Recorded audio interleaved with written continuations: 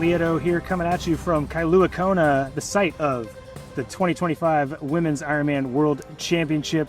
Here for the IRONMAN Insider podcast presented by Morton, and we're lucky enough to be able to sit down with a lot of our pre-race favorites this week as they head in to race day, as they do some media obligations and that, and kind of a little behind the scenes podcast style for these next 3 or 4 episodes. And pretty excited about our first guest, and that's going to be Taylor Knibb. Have a little chat to see what one of the pre-race favorites is thinking about and how she's feeling going into Kona. I'm really excited for our first guest on the podcast, and it's Who Taylor is it? Knibb. It's you. Oh. Look at that. Are you excited? Well, I just learned that I was doing this. Yeah, there you go. Well, it's always a surprise race week in Kona. Guess so. How is it being back in Kona for your second time at the World Champs? Well, this is only my second time in Kona since I've been here. I've been in my little oasis away from everything, which is nice. Yeah, I guess it's the same. Is it exciting? Do you have good vibes, good energy? You feel it coming? Well, yeah, I just spent a week with Julie Dibbins, so very good vibes and energy. Yep. Yeah. Awesome. Where are you staying? How far, I don't need your address, but like, you have down in Waikoloa zone, or where are you? Yes, like out there. Yeah, it's kind of cool. I think there's like 2 different mindsets. Some people love to be like here on Elite E Drive because it's like be a part of everything. But I kind of am like you. It's like a different world out there. It's nice and quiet. Yeah, well, and I like the quiet. I'll stay in the King K starting Wednesday, Okay. Just because then you kind of have to be here. But it's kind of just like reducing stress, reducing energy. I'm a person who I'd like to think I bring the energy, so I don't really need any more. That would just like tip me over the edge. And then it's draining. So we'll manage it. You got to like temper the energy a little bit. Yeah, I have my books. I have my like quiet time, air conditioning, all good. There you go. What can I ask what you're reading right now? Well, I just read Kira Jamato's book, Don't Call It a Comeback. And then I brought 7 other books, so judge. Well, because I was like, depending... 7? Yes. Well, yeah. I don't think I've read 7 books, which wouldn't be surprising. In your life? Yeah, but that's a joke. But no. But I read more than one book at once, and it's kind of like what I feel like. I read fiction, nonfiction at all times. And so then like one before bed, one during the day. So it's just like learning and distracting. Awesome. And do you change what books you're reading leading into different races at all, or is that totally separate, just normal existence? No, just kind of like... So my book right now is actually Mastery, which I'm really enjoying. That's my nonfiction book. And then my fiction book is some story on Ibiza. So it's very like, just like pull you to another universe. There you go. Awesome. So if people see you nose deep in a book, leave you alone. This is your time. Well, I just like to be left alone, period. I'm getting that vibe. I love it. You do and you don't. I know. I like it. You have your parents out here with you? Is your mom out here? Sweet. She's not racing this time, does she? She is. Yeah, my mom's staying in town. She's staying separate, and then my dad's here with me. So, yes. Awesome. I'm personally excited to see your mom. She has great energy as well. Well, she was just here. She walked me down here. Dang it. Yeah. I'll see her after, maybe. So she brought me my race kits because I kind of forgot I was leaving Boulder. I've been home a lot this year. Yeah. And so I had like probably 7 packages arrive after I left, and we live in the same building. Full judgment. She's like, you have like 3 packages at your door. I'm like, oh, and there are 2 more coming, and then there are another 2. So anyway, yes, thank God she was home, and she came a little bit later than me to save me from my disorganization. It's always good to have some mom help around, right? And am I wrong? I thought that was going to be 2 years ago was like her last Kona. That's what she declared. Do you remember how we were saying every time? It was like, it's not going to be. And it wasn't. It is what it is. So. That's great. I'm excited for it. Well, we'll see. Yeah. That's awesome.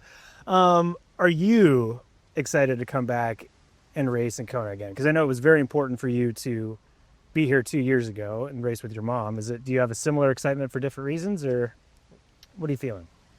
Well, so like honestly, part of the reason why I really wanted to race in 2023 was I was worried that there was a chance that 2025 would be the last time that the women got to race in Kona, period. Sure. So when Ironman announced that the women would be back here in 2026, I mean, that takes a little bit of stress off in some ways, and hopefully like towards the future. Yeah, so it's like less pressure in that sense, because it's like hopefully will be coming here for another 10 to 15 years. And Yeah. so you'll get to see me for another 10 to 15 years. But yes, so I mean, I'm yeah, excited just kind of about the start. that. Yeah. So I loved the way you raced 2 years ago. I mean, I like the way you race all the time, but you seemed to like you were having more fun than anybody else out there. Like, Well, for the first probably 7.5 hours. that's accurate. Yeah, and That's accurate. I was talking to Bob earlier this week, and I was like, yeah, like in terms of, I had the most fun, probably for 7.5 hours, and then it got really hard, but then it was done. So You had an hour, like from Energy Lab back, it got hard. A little before that. yeah, maybe a little before that. I remember Patrick yelling at me. He was like, going into the Energy Lab, he's like, "You're really gonna have to focus this next, I think, 8K," and I'm like, "You focus." Sorry. Don't tell me to focus. Like, yeah, I don't think that's happening. Like, so You don't get to tell me what to do right now. we can, yes, of course, but like, yeah, I don't know if that's gonna happen. So That's funny. But yeah, it seemed like out on the moto, I feel like every time I went by, you wanted to like talk, and I was like, keep your head forward, like aerodynamics. I could hear like Mark Andrews being like, keep your head down, you know. well, yeah, I mean, I need a haircut. You know, Mark's the only one who comments about my hair. He's like, "What are you gonna do about that?" Like, It tucks back into the aero helmet, right? Kind of. well, just watch what helmet I'm wearing. I'm excited to see it. Do you, on that, like, I know that experience, as you said, was you thought maybe you weren't going to be able to race here again after 2025, and you wanted to have that experience with your mom, so you had all that fun. Should we expect you still to be having a bunch of fun out there on Saturday? Or is there going to be a little bit more? Well, I hope so, because I think for me, that's like a crucial piece. I think joy is really important to get the best out of myself. And so, yeah, I think there's a lot I did well that day amidst the kind of chaos. Because I lost 3 out of my 5 bottles. I only got 1 penalty, though, so thank you. So I got a penalty. Yeah, like it was just kind of like, it was an adventure of a day. Yeah, it was. But I mean, I'm being genuine and thinking like, I feel like the reason you had as good of a race as you did with all that adversity was because you were like, you were smiling at me. You were like, I got a penalty. Like, oh, cool. I didn't think she'd take it that well, but I'm excited about it. Well, I think also I was just in my own world, and it was just like, so I was so in control, and it was just kind of like, my mindset going into that race was race the best you can, see how the cards fall, but it wasn't like focus on plays, focus on position. It was just like my race and my day, which I think really helps. And so are there lessons learned from that you're bringing forward this year that you want to share with us? Well, now we do have to realize that there was a lot of naivety that I think was very helpful because like 2 years ago in this position, like I didn't know it was coming those last 10K. And I don't think you can know until you experience it. And I think the biggest like lesson was I had 3K to go, and I was like, what's the split to Daniela? And it was like 6 minutes. And so I'm like, okay, let's say she's running 4:15 per K, like 3-hour marathon. Because she hadn't made too much inroads on me. Yeah. Like, okay, that means I have to do 6:15 per K. Is that possible? Like, that was like the moment of like, holy smokes. Like, that's when you're in it. Yeah, and I like hobbled down Polani and hobbled across the finish line. So when it's like an actual question you're asking yourself as an elite athlete, like, can I hold 6 minute per K pace? Like, you know, it's pretty real. Right. Well, yeah, but I don't think you get to that position until you're in that position. So I had no idea. So also like ignorance is bliss. Uh-huh. Now I've been not jaded. Well, that's a strong word by Ironman. But Texas really made me rethink my life decisions, mid-race and post-race. And so, yeah, I think there's like a more healthy dose of fear and respect now, but also I know I'm a different person and a different athlete, and I have a coach now, and hopefully I'm a lot more prepared. Yeah. I mean, I think the fear and respect, that's a great way to put it. Like, Kona, you need that for this race. Well, yeah, because, like, name an athlete who hasn't been humbled on this island. I can't. Because even in the one person who never lost a race she started, Christy Wellington, she couldn't start in 2010. So, like, even that degree, like... Yeah. It's something. And obviously, like, going into the race, with, every world championship is like the best field ever, right? Like that's just how it is. But I feel like this year or at least that's what the media always says. This year it feels like there's a lot of depth and a lot of different women that can win this race and have different skills at different kind of portions of the race. Are you still able to have that mindset you did 2 years ago and like have your own experience while trying to beat the caliber of athletes that are out here? Well, so my goal is very much to just have the best race possible. I'm still very new to the distance. This will just be my third Ironman ever. I don't know what I don't know. Like there's still a lot that I'm learning. And I have like a really deep respect for, like, there are a lot of very good female Ironman racers and they know how to like execute the distance really well, and not just on their good days but on an average day. And I think that's almost the scarier person who, like, because there's those people who, like, when they're on their day they're insane, but then like when you regress to the mean and you know what their mean is, that's like even more respect. But that's kind of the cool part, because it's like get to race with them. Hopefully I'll be around and just kind of see. Yeah, and I think you're right. That's a great point, actually. When I visualize the field and who I'm thinking of as kind of the athletes to pick, you're right. They're not like one-day racers. They're good on the big day, but then they're good most of the other days too. Which means that you, like, if you have someone, like, I don't think Laura Phillips lost a race this year so far, and that's kind of like sliding under the radar. And so it's like, okay, you know that they weren't like all of her like amazing days. And if you can still win when you're not like firing, like if you're at 90% or 95%, then also like a little bit more relaxed from them, because like they don't have to nail it. They just have to be very good. Yeah, and that's a sign of a great Ironman athlete, right? Well, I don't know. You're know? asking me like, no, I know these answers. You know everything. It feels like from the outside looking in that this is it would seem like it's your best or most focused prep going into an Ironman. Could I say that that's accurate? Well, yes, given that the first Ironman prep was kind of non-existent, and then the second Ironman prep, I said this on a podcast earlier this week, like in February and March I was going through a phase where like a lot of sessions I was crying. Not like just like once or twice. Like there was a run where like I got back and I was like, yeah, Dan, I think I cried 7 times on that run. He's like, what? Yeah, so it was just like, don't worry, I wasn't sad. I think I was just like really stressed and exhausted. Yeah, don't know. But, so like, yeah, we needed to get healthy. And so I was very undercooked, but also the aim was the end of the season. And last year was big year for me. So yeah. I think I like recovering off of that and building into the year. My body's just taking a long time to like kind of come around and click. But who knows? Maybe it won't the whole year. Maybe it will. But it's feeling good now? Well, knock on wood. Okay, sorry. Yeah, sorry. I'm just here to ask the questions. And I do want to know if you're crying, like, was it like Lionel Sanders crying? Did you ever see the video of him on the trainer, like crying because he was hurting himself so bad? You need to go watch it if you haven't. No, I haven't seen that video. No, but it was like I was like doing a run warm up, and it was like I cried 3 times during that, like 10 minutes just easy jogging.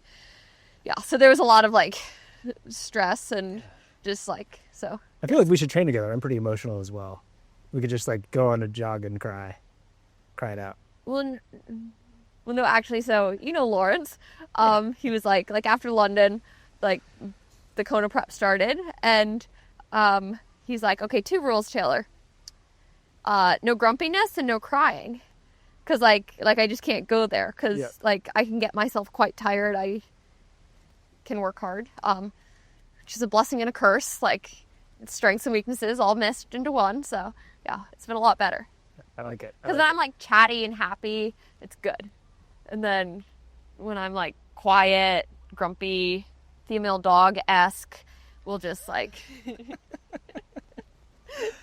cut. It's awesome. Well, I'm not vibing that from you right now, so I think that's a pretty good sign for Saturday. Well, yeah, I think I succeeded in the build so far. Yeah. I mean, we still have like 6 days to mess it up. Yeah, but you should be coming down. Like you should be coming down from the stressors that would pull you out of this mood, right? Well, not as people. Maybe not. You know, there's too many people. If you see Taylor, leave her alone. That's what we're gonna glean from this. Okay, race day. Last time you were here, you lined up. Not real close to Lucy. You kind of lost some time to Lucy, maybe. Is that an understatement? Lucy was probably at the far left-hand side buoy, and I lined up all the way near the pier on the right side because, again, I wasn't going to get pulled by my process. Julie says this time I can maybe go 40 meters over, but here's the thing, like, so one of my friends, she did Kona, but she did Kona when it was like mass start. Yeah. And she's like, Taylor, you got to be careful, like, that you don't lose your goggles. You should wear a face mask. Like, Monica, thank you. No, I can you imagine if I walked down to the pier with like a snorkel mask? No snorkel, those are illegal. Yeah. But like snorkel mask, just so I didn't lose it. I kind of think it would work. I kind of think you could pull it off. If I'm being honest. No? I don't think Roku would like that. They don't have one yet. But yeah, so I don't really. It's like some women like to fight, and I know there's a lot of energy. So I just like. If I don't have to swim next to someone, I don't really feel like swimming next to someone for 2.4 miles. But you know what? Maybe it'll happen now that I've said that. Maybe it won't. But I know some of my competitors like to swim next to people if there are 3 people in a race. But like if you're, that's true. I'm with you. I'm not one of those people.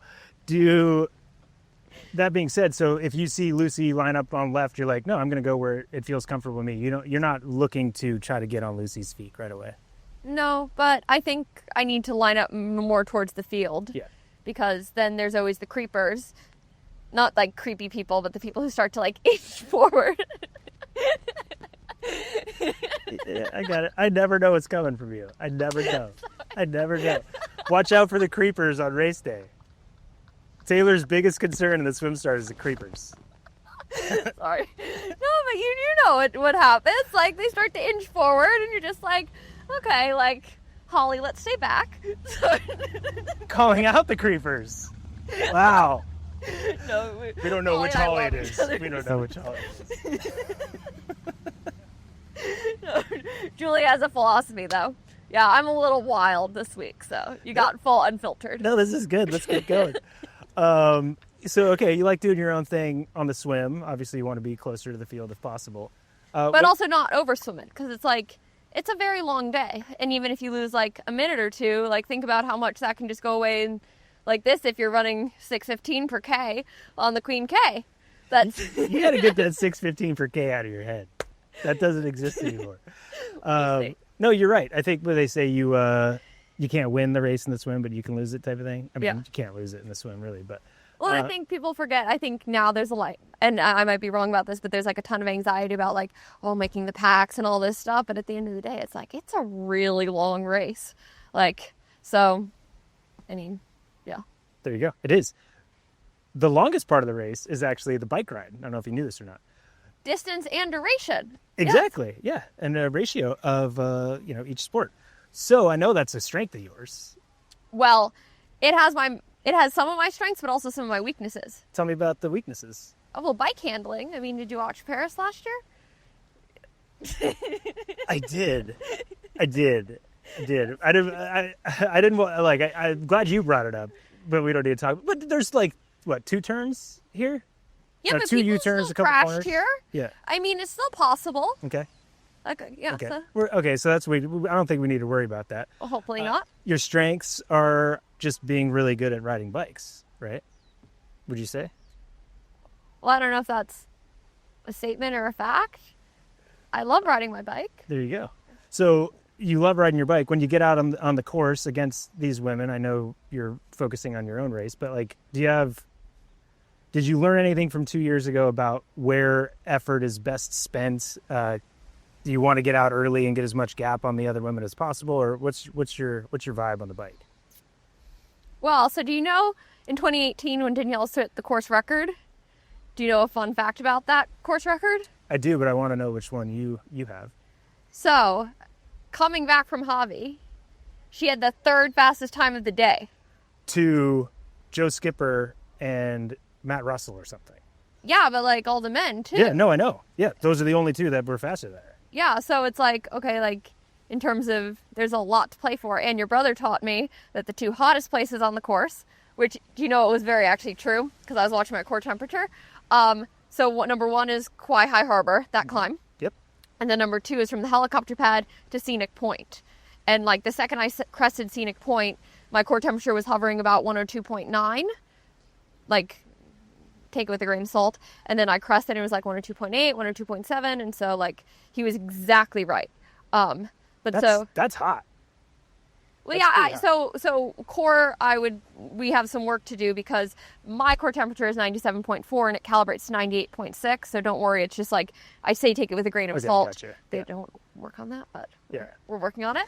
But anyway, yeah, so, but like just also being smart in those points, but also having, it's 112 miles. And if the course record was set the way it was, you have to learn something from that. Now, that's not the only way it can be done, but like there's exponentially more, like you saw in New Zealand last year. I think I had like 90 seconds going at like 40 miles. Yeah. And then I probably had 4 minutes and 50 seconds coming off the bike. I mean, there are exponential gains to be had longer you are into it. Run. Yeah, everybody's fit, tapered. Anybody can go hard for 2 hours, right? It's being able to do it on the back end. And, you know, I think that Daniela stat is important. I think she also got stung by jellyfish that year, so maybe that's, you don't want that part of it. But like, if my brother told you that info, like, well, also, you know what was so funny? Yeah.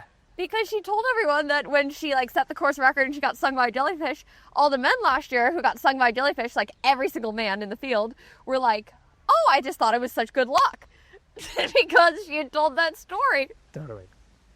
Sorry, I love the reframing that everyone has. Yeah, I like it. You got to search for the positivity in things. Yeah. But no, I think that's a good call. And you know, if you talk to my brother, which it sounds like you did, like the year he was second, he got 12 minutes on the group from Hawi back. Oh wow. Yeah. Like crazy, right? So like there is the ability to do that. So are you saying an effort should be really easy for like 2.5, 3 hours? Just like when it's like the last bit. Totally. So are you saying you're going to attack on the way back from Hawi? I don't know. I haven't talked to my coach yet. I haven't formed a plan. We can come up with the plan right now if you want. Doesn't mean I'll follow it or stick to it. I stick to Dan's plans. This is true. And that normally works out well. I think that's fair. I love it. So you've learned the pacing, the tactics on the bike, and I think that's... Well, I don't know. Like, you might be like seeing me at mile 60 of the bike and be like, whew, Taylor, you didn't do this well. Yeah, you learned it. It doesn't mean you're going to do anything with that knowledge, right? But on the run, we know that you also experienced that last 8K at 6.5K pace. Is that well, no, I don't know what the last thing was. I think I was like 128 or 129 through the half, and then I ran 305 marathon. So it was like, it's actually not that bad of a, like, it feels like it, but that's not that bad. It's not as awful as it could have been. Yeah. Like there are explosions that are a lot worse. So mentally, does that mean like you're going to be trying to jog down Elite E Drive? Like you're really trying to have, like you were talking about on the bike, like having lower effort early so you can have that positive effort late? Again, I haven't talked about the plan, but I think, so I've heard about Elite E Drive is it can be really tough to like, it can be easy to overrun it. Yeah. For multiple reasons, but one being you just got off the bike where you're going pretty fast. And so any run pace will feel very slow. And remember, you've been going that pace for like 4+ hours. Yeah. So, but then also there's just like the crowd, and also it's like the first, 10K of an Ironman run. So then it doesn't get real yet. If it's gotten real on a Leahy Drive, you're going the first part. It's kind of be a long day. But it's not a good sign. It's not a good sign. And you're right, it is hard because there's so many people on that section. And it's, in some way, it feels like the hilliest part of the course. I know there's maybe some hills out on Queen K that feel challenging as well, but like... What about Palani? Yeah. Or like the other side of Palani that is actually, I think, the same exact like gradient and elevation gain. Yeah. Just like... It's hard. It's hard for sure. There's a lot. I guess my point on Elite is a lot of people think it's flat. because there's crowds and it's like exciting. It's do you know how much climbing and just like, do you know how much elevation gain is in the course? I'm going to say I do, but I want you to tell me. 1,009 feet. That's a lot. I think that's 307 meters. That's a lot. Yeah. If you had a marathon, okay. So do you know how do you know how for like the Olympic trials, there was the marathon in Orlando? And I think there was going to be like a noon or 10 a.m. start time. I don't know what it was, but like the runners were freaking out. And it's like, well, how about we have a 12 p.m. start time for, like, imagine if you had a world major marathon, 12 p.m. start time in Kona on a course with 1,009 feet of climbing. No one would want to run it. And they might not let you run it. Right? Like, that's a good point. That's a good point. But somehow everybody wants to come here and run it because it is Kona and it is what it is. And it is special, right? It is. You excited to get out there on Saturday? Oh, yes. Yeah. But I think like one of the cool parts about it was like, one of the many cool parts, like yesterday was like windy but like you realize that every single person who's done it has like dealt with it and experienced it. So I'm kind of like, okay, Taylor, like you got to toughen up a little bit. Stop feeling sorry for yourself out here. Like everyone's done it. Like deal with it. Yeah, I mean, Kona is definitely one of those spots where, you know, you could use the quote, like if it's hurting you, it's killing them type of thing, right? And maybe they're not always hurting more because the field is so great here, but everybody is hurting. Like quiet, everybody feels hot on that section of the course, right? It's brutal. So I know you're focused on your own race, but you got some pretty good competitors. What do you think it's going to take to best like a Kat or a Laura on the day, as well as obviously a lot of others? Well, so I think that there are two sides to it probably. And it's like, because I did a hot race last fall, and I think I just got pretty lucky because one of my main competitors like blew themselves up. So it's like, okay, like that's part of it in terms of like you can't control what they do. Sure. So like, will they blow themselves up trying to attack each other? Like that's the kind of the ideal scenario. Yeah. But yeah, I don't know, because I don't know kind of what shape anyone's in, how they'll be. Like we still have 6 days, and I just hope that everyone stays healthy and safe. And because like Julie told me about, she got hit by a car the day before the race in 2011, and the scary part is that she said she went to the hospital and they said there'll be at least 5 or 10 more of you, meaning that every year 5 to 10 people get hit by a car the day before the race, and that's not race week even. And so it's just like, I just hope everyone's like safe and fit and healthy and good on the start line. That's awesome. Love that. And mechanical luck to everyone as well, because that's what you want. Like at the World Championship, you want to see how good everyone can be, and then just like see how it falls. That's awesome. Like, you want everyone at their best. That's great. Well, I feel like you're at your best, and I'm excited to watch you race on Saturday. Well, we'll see. Maybe I'm at my best so far, but hopefully, like in 10 years, there's been better. Yeah, I think that trajectory seems accurate. I think hopefully. You're good. Awesome. Well, thanks for coming in and chatting with us. Appreciate it. Thank you. Well, our next guest is none other than Lisa Perterer, and an athlete I've been able to call a couple of big races for you this year, having a great season. How's it being in Kona for your first World Championship? Yeah, it's really exciting to be here. Like, it's in general my first IRONMAN World Championship, so I didn't even race 70.3 World Championship, so it's very exciting. And I mean, last year I raced my first Ironman, and I think my goal is I really want to be here this year, and I made the qualification in my first Ironman in Cozumel, so I'm very happy to be here. Yeah, and you've backed that up with some good Ironman results since, obviously. How does it feel to be in Kona? Like, does it live up to the hype that everybody gives this race? I mean, now I know what everyone talks about, like this spirit here and the hype, what you get. It really changes when you actually come here. Like at home, I was thinking, it's going to be nice and whatever.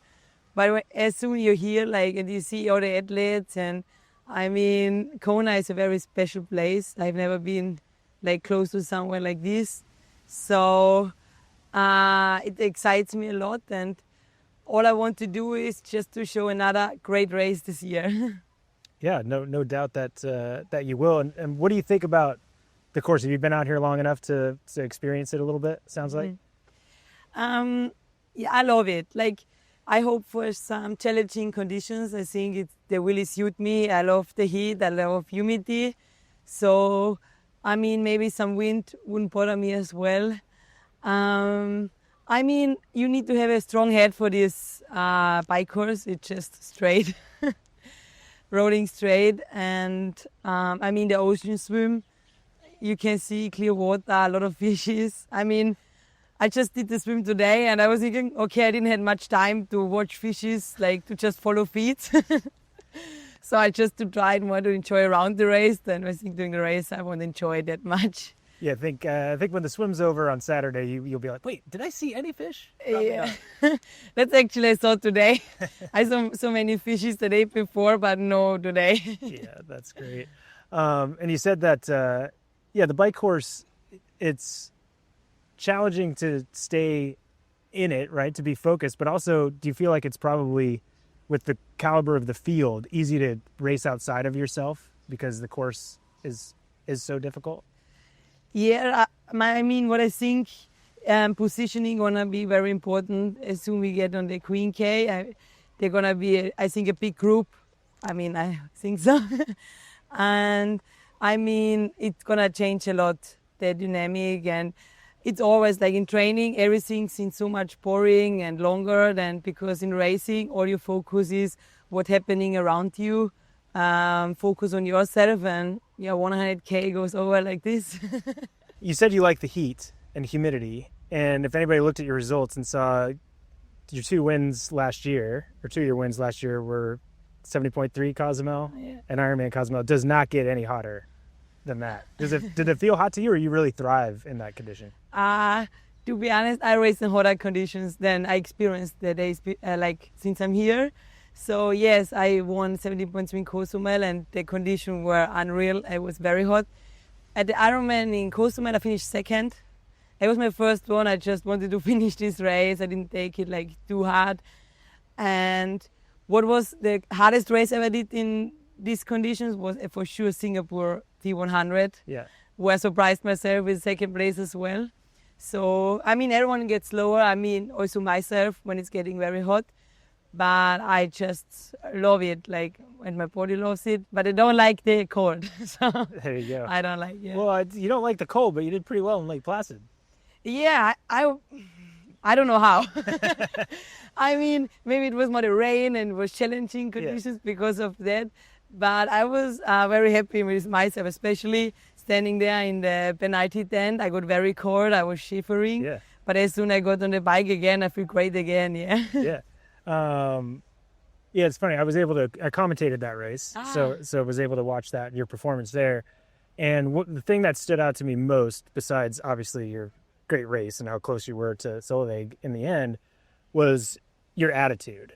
And it seemed like when people ask me about how you'll do here, I'm like, well, if she taps into that attitude, like at one point you got a penalty, and 3 minutes after you were given the card for the penalty, I see you waving at people that are on the side of the road cheering for you, right? So like clearly you're like, okay, that's gone, and positivity and enjoying yourself is important. How much of a tool is that for you? I think this is what I just learned the last year, because my last year, the Olympic year for Paris, I was not that happy athlete anymore, what I used to be. And I just try to find like so much joy again. And I need to say I really enjoyed it, even like Placid with the penalty. In this moment I got it, I knew it was not really my fault. But for me, I didn't want to waste any energy to just discuss about it. So for me, it was just like, I feel great. So I just try to make still the best out from it. And I mean, it was pouring rain and people stand out there and cheering for us. It was just amazing to see this. So I think they just need to get like a thanks to just be out there for us, because it helped me a lot. Yeah. Yeah. And same thing out here on Saturday, right? Imagine, I don't know what's worse, being out in the cold and Placid or standing on the lava fields for that many hours, right? The volunteers. Yeah. So, I mean, everyone is out there cheering. I just give a big thanks. It's just not normal to be there for us all day. That's great. I'd imagine you've got to be pretty, as you said, and I misspoke, Ann Reichman did win Cozumel last year, right? And but still amazing first go out. And you've backed that up with a couple more podiums as well. Did you think when you went to Cozumel and did that race that you'd be coming in here as someone that we're talking about for the World Championship to have a great race? To be honest, no. I just was thinking I just want to go there and do this race. And I didn't even had a great winter of training, I need to say. So that's why I'm so happy with this season. I had a door muscle in my squat in February, so I couldn't even run for 4 weeks. So maybe it was a good break. I don't know. Just So coming here now, and people actually talk about me, and I don't know, see me probably one of can maybe finish somewhere in the top positions. Makes me very proud of myself that I just made it so far this year. Yeah, and it seems like you have the kind of racing that you never give up, right? Like you're obviously in the front of the race a lot of times. You were in Placid, but you could see like in Zell especially, it seemed like you were so excited about that race and the fact that you were able to be in the position that you were at the end and smiling the whole time, but obviously not giving up. No, for me, I always have something in my head where I want to be, and I don't really give up until where I am, where I want to be. So, and I know I can hurt myself on the bike, and I can recover from that, when I go in my pace a little bit for a certain time. So, I mean, it played out so far that I just override myself sometimes and recovered. So I just hope this keep on, and I think to be just in the top of the field, you cannot always just watch your power or whatever. You just need to go with the field and just look what's happening around. Yeah. Yeah, a little birdie told me, my nephew, that you in your last few races are like, I'm doing power numbers I'm not doing in training. You just go with it, right? Yeah, that's actually true. I mean, I make some 20-30 minutes effort in the training. I really didn't I did what I can do actually then in the race day. So that's why I just on race day, I check what I'm doing, but I'm not really checking my power. I just want to feel great, and I know how my leg should feel that I can keep going. Yeah. You're considering all that, and now talking a little bit more about your ability in the heat. I know I have no expectations, but when people talk about, who maybe are we not talking about that could be on the podium, I talk about you because I think you have all those tools to be able to rise up at the end of the day. What do you expect or hope from yourself here on Saturday? I just want a great day for myself. I just want to be feeling good all day, and I'm hoping for myself. Of course, I made some goals for myself. If I'm in the top 10, I'm still happy. I think I'm capable to finish in the top 5. But I think if it really goes how it can go, or if I have a great day, I ran the energy lab a certain time now, and I think a lot of things can happen there if the sun is very strong that day. Yeah, so I know, I let everything open, so maybe it's even enough for a podium that day. Yeah, I think there's no reason not to think you're capable of that. For someone that hadn't been to Kona before, does the Energy Lab live up to the mystique about how hard it's crazy in there? Yeah, I watched the main race last year, and I just was crazy what happened there. People ran from 13th position to a podium. So, and I know what's going on there. It's very hot, very windy, and it's very hilly. There's also a climb to go back. So, no shade at all. On the whole run course, there's no shade. And this is for sure something different, this Energy Lab, yeah.